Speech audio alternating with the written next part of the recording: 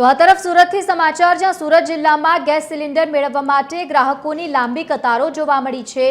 કીમ સહિત સાયણ અને કોસંબા સહિતના અનેક વિસ્તારોમાં ગેસ સિલિન્ડરનો કકળાટ જોવા મળ્યો છે। ગ્રાહકો મોટી સંખ્યામાં ત્યાં ભેગા થયા છે, હેરાન પરેશાન જોવા મળ્યા। એક સપ્તાહથી વ્યવસ્થા ખોરવાતા ગ્રાહકોની મુશ્કેલીમાં પણ વધારો થઈ રહ્યો છે। બુકિંગ કર્યાને 4 દિવસ થઈ ગયા, તેમ છતાં સિલિન્ડર ન મળતા ગ્રાહકો હવે અટવાઈ ગયા છે। કંપનીમાં ગેસ સપ્લાય ખોરવાઈ જતા એક સપ્તાહથી વ્યવસ્થા ખોરવાઈ ગઈ છે।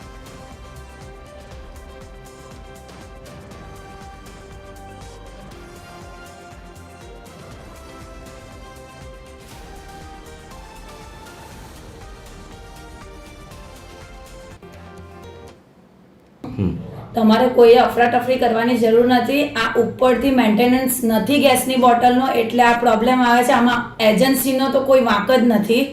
તો તમને અપીલ છે કે તમે લાઈનમાં ઊભા રહો, ટોકન લો અને બોટલ તમને મળશે। અમારી પાસે જેટલા બી આવશે બોટલ એટલી અમે સપ્લાય આપવાની ટ્રાય કરીએ જ છીએ।